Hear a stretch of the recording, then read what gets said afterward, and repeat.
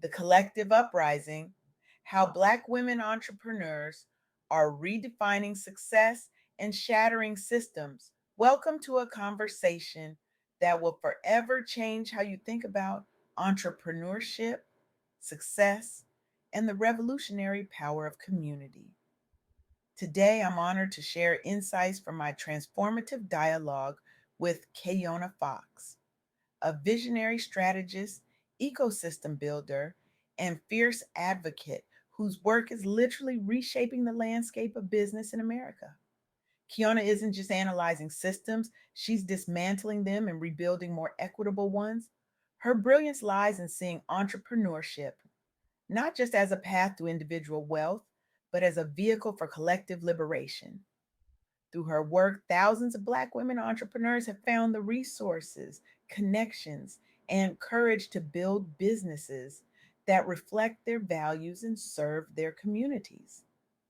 What struck me most in our conversation was a truth so powerful it demands to be shared. There's a revolution happening that challenges everything we think we know about business success, and it's being led by those who have been systematically excluded from traditional entrepreneurial narratives. Let me share a statistic that might shock you. Black women are driving a transformational wave in entrepreneurship, accounting for 89% of net new women owned firms daily. Let that sink in. Every day, Black women are creating businesses at a rate that outpaces every other demographic group in America. Yet simultaneously, these same entrepreneurs face some of the steepest systemic barriers to funding and business growth. The average Black woman entrepreneur receives just $42,000 in funding compared to the $1.1 million received by the average white male founder. The system is brutally, deliberately unbalanced. But here's where the story gets truly revolutionary. Despite these crushing obstacles, or perhaps because of them, Black women owned businesses have seen average revenues increase by an impressive 32.7% in recent years, far outpacing many other demographic groups. This isn't just resilience, it's strategic innovation. Black women aren't just breaking into business, they're actively reshaping what success looks like by building collective ecosystems rather than focusing solely on individual achievement. The American entrepreneurial narrative has always celebrated the lone genius, the rugged individualist who disrupts industries through sheer force of will. But what if that narrative isn't just incomplete? What if it's fundamentally wrong? What if true innovation comes not from separation, but from connection? Not from competition, but from collaboration? Not from hoarding resources, but from sharing them? This is the profound insight at the heart of Black women's entrepreneurial revolution. They're not playing by the old rules, they're writing entirely new ones. Let me introduce you to Natalie Madeira Caulfield, founder of Walker's Legacy in Washington, D.C., named after Madam C.J. Walker, the first self made female millionaire in America. This organization addresses a specific challenge: the limited access to capital and mentorship networks that have historically excluded multicultural founders from mainstream entrepreneurial opportunities. Instead of accepting this reality, Cofield built something revolutionary. Walker's Legacy developed educational programs, leadership summits, digital resources, and a vibrant peer network tailored specifically for minority female founders. Today, over 40 US cities host chapters offering direct support, and thousands have benefited from training programs focused on scaling revenue generating ventures. What makes Walker's Legacy so powerful isn't just its services, it's the philosophy behind them. The organization doesn't just help individual women succeed. It's reshaping perceptions about who leads successful companies while inspiring policy changes around inclusive entrepreneurship. This isn't just about individual success, it's about transforming the entire ecosystem. Now, meet Jewel Burke Solomon, founder of Part Pick in Atlanta.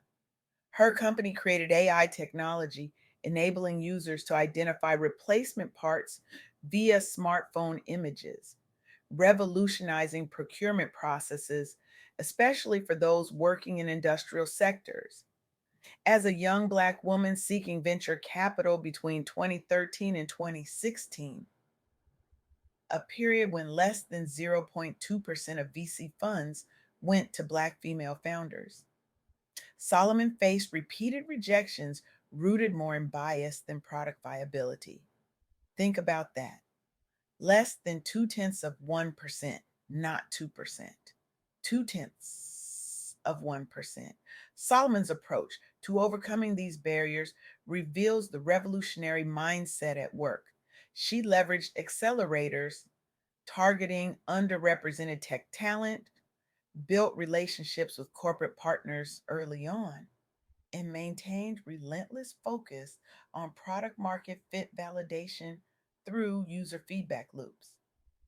In 2016, Amazon acquired Part Pick, and Solomon later became head of startups at Google Cloud US.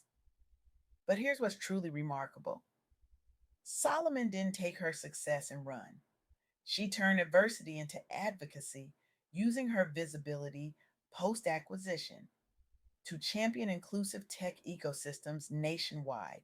Her acquisition story went viral within VC circles, paving the way for dozens more underrepresented founders seeking exits. Solomon was motivated both personally — her grandfather owned an auto parts store — and professionally, having seen firsthand how difficult it was to find small parts. Her innovation wasn't just technological, it was social. She didn't just build a product, she built a pathway for others to follow. The third revolutionary I want you to meet is actually a duo: Regina Gwynn and Octavia Reese McEwen, co founders of Tres Noir. Their mobile beauty booking platform was designed specifically around textured hair care needs, often overlooked within mainstream salon and product markets. The co founders identified a clear problem: few salons cater authentically or knowledgeably to natural hair textures common among African American clients outside major urban centers. Their solution: Tres Noir matched licensed stylists with clients based on personalized profiles and offered virtual consultations long before telebeauty became standard practice post pandemic. What's remarkable is how Gwen left corporate retail strategy roles after realizing how underserved she was as both consumer and client herself. She committed instead to transforming beauty industry standards inclusively alongside Reese McEwen, who had similar frustrations managing her own hair type professionally. Tres Noir secured partnerships with brands like Shea Moisture, expanded service coverage across multiple US cities, and educated both consumers and stylists about best practices via digital content hubs and social media campaigns. The company won several pitch competitions and investor grants aimed at diverse led startups, setting new benchmarks industry wide regarding representation and cultural intelligence throughout the beauty tech sector. These stories illuminate something profound. Black women entrepreneurs are at the forefront of business innovation and ecosystem building, with their companies growing faster than most other demographic groups despite significant obstacles. While systemic barriers such as unequal access to funding persist, collaborative networks and mentorship among Black female founders are helping close these gaps, creating opportunities not just for themselves, but for future generations.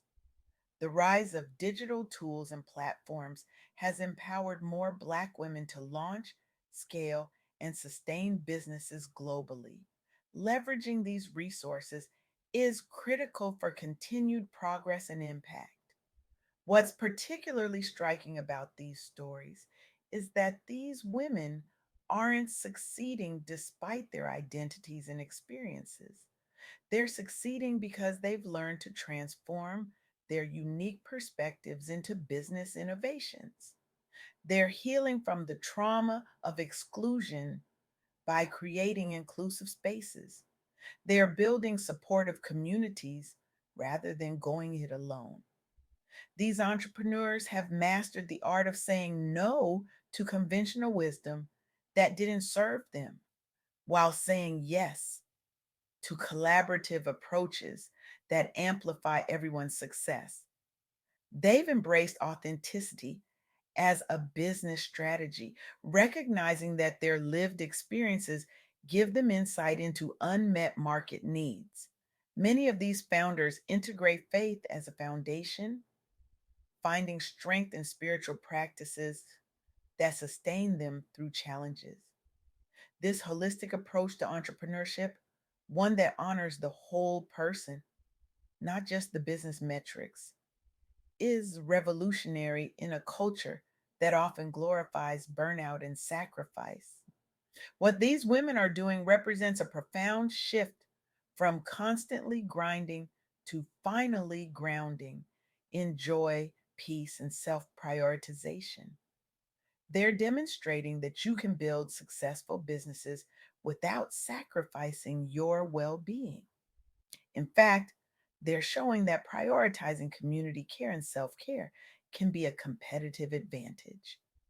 As Keyonna so eloquently stated during our conversation, Black women entrepreneurs aren't just building businesses, they are building ecosystems of support that lift as they climb.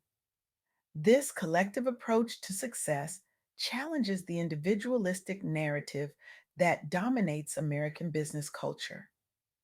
It reminds us that true innovation often comes from those who have been excluded from traditional systems and therefore must create new ones.